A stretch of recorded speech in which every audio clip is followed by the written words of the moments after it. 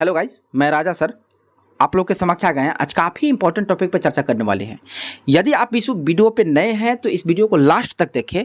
यदि वीडियो पसंद आए तो चैनल को जरूर सब्सक्राइब करें और बेल आइकन को तो जरूर दबा दें, ताकि इस तरह का वीडियो जब भी मैं अपडेट करूं तो उसका नोटिफिकेशन फर्स्ट ऑफ ऑल आपके पास पहुंच जाए। गाइस, मैं आज चर्चा करने वाला हूं तकनीक आयोग के बारे में, BTSC। जी हाँ, BTSC Bihar technical service commission के बारे में, बिहार तकनीकी सेवा आयोग के बारे में। हम आपको बता दें कि इस बोर्ड के माध्यम से आपको junior doctor, junior engineer, technician, lab technician, GNM, ANM, even जितने भी सारे तकनीक के क्षेत्र में काम करने वाले मतलब वोकेशनल कोर्स को पास करने वाले बच्चे जितने भी हैं, जो इसके माध्यम से मतलब नौकरी पाते हैं, वो इसी के माध्यम से आते हैं। ठीक है ना।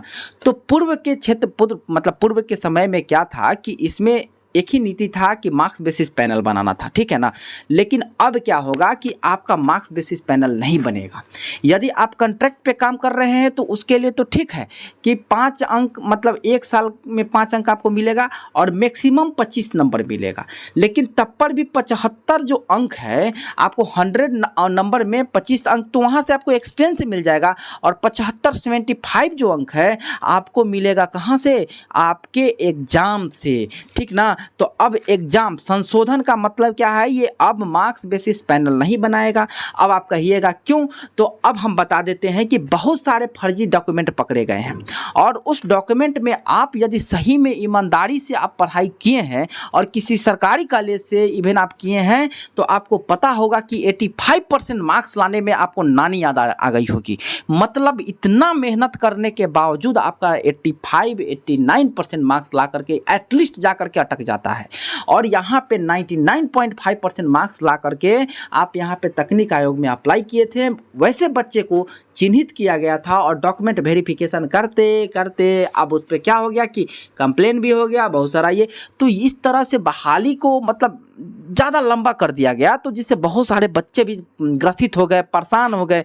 यदि ये नीति नहीं आया होता, इस तरह का फर्जी डॉक्यूमेंट वाले नहीं रहते, तो हमको लगता कि मेरे जितने भी भाई थे सबका नौकरी लग गया होता, सब अपने अपने जॉब पे होते। लेकिन इनके कारण इन लोगों को भी बाधित होना पड़ा, और अब इस नॉर्म्स को भी चेंज करना पड़ा, जो हम आप लोगों के समक्ष रख रहे हैं। आप लोग ध्यान से देखिएगा, ये 25/8/2022 को ये लेटर निकल कर के आ रहा है। ये उसके विषय में आ रहा है कि आपको जो कनीय अभियंता पद के लिए जो मतलब नियुक्ति किया गया था, उस प्रक्रिया में संशोधन बिंदु पर विचारण हेतु मतलब 26 तारीख को बैठक था, और उस बैठक से निकल करके भी आ गया। भाई, हम पूरे टॉपिक पे बात नहीं करेंगे, यहाँ पे देख लीजिए, हम आपको बता दे रहे हैं। ठीक है ना।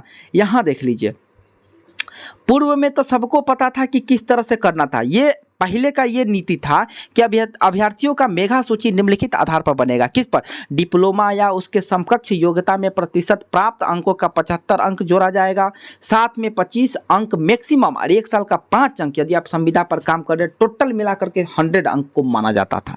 लेकिन अब देखिए, संशोधन होने के बाद अब बहाली को देखिए क्या प्रक्रिया ले लिया। देखिए, अभ्यर्थियों की मेगा सूची अब निम्नलिखित आधार पर तैयार की जाएगी। 1 में आयोग द्वारा आयोजित ऑनलाइन परीक्षा में प्राप्तांक अंकों के 75 अंक अधिमानता होगा, और संविदा के आधार पर प्राप्त अंकों के नियमित अधिकतम 25 अंक होंगे, और मैक्सिमम मतलब 25 अंक होंगे, और 1 साल के 5 अंक होंगे। ये पूर्वत है, लेकिन अब परीक्षा हो गया। अब जितने भी भाई मेरे जो कॉन्ट्रैक्ट पे काम कर रहे हैं, अब तैयार हो जाए एग्जाम देने के लिए। ठीक है ना। तो अब ये नीति सही है कि इसका रिजल्ट ऑन द स्पॉट होगा। 1 से 2 महीना में एग्जाम होगा, जल्दी क्विक रिजल्ट आएगा, और बहुत सारे बच्चे जो भी बेरोजगार हैं उनको रोजगार मिलेगी। इस तरह से 2018-2019 का झाल बजाने से कुछ नहीं होगा। आज हमारा 2022 चल रहा है, 18/4/22 मतलब 4 साल तक इंतजार कीजिएगा, आपका उम्र खत्म हो जाएगा। ठीक है ना। तो ये चेंजिंग हुआ, और हम इसका प्रमाण भी देंगे। जो 85% जो है हम बोला गया है, हम उसको ओरल में देखिए, ये तो लेटर मीटिंग का है कि नहीं, संशोधित मीटिंग है। लेकिन हम अब आपको वो ओरल भाषा में हम किसी न्यूज़ चैनल के माध्यम से मतलब हमारे जो उप मुख्यमंत्री जो हैं उन्होंने अपने गंतव्य को रखे हैं। काफ़ी अच्छा लगा, सराहनीय है वो चीज़, पहल बहुत अच्छा लगा है, और उन्होंने रखा है। हम उनका छोटा सा क्लिप आप लोगों के बीच समक्ष रख रहे हैं, आप लोग उसको देखिए और खुद आप समझ जाइएगा कि शब्द को हम लोग खत्म करके स्थायी नौकरी हम लोग सारी चीज़ों को व्यवस्था करेंगे। राज्य के मूल निवासी युवाओं को सरकारी नौकरी में स्थायी नीति लागू करते हुए कम से कम 85% रिक्तियां आरक्षित की जाएंगी और उनके लिए सभी सरकारी बहाली परीक्षाओं के फॉर्म निःशुल्क होंगे तथा राज्य के अंतर्गत गृह जिला से परीक्षा केंद्र तक की यात्रा मुफ्त होगी।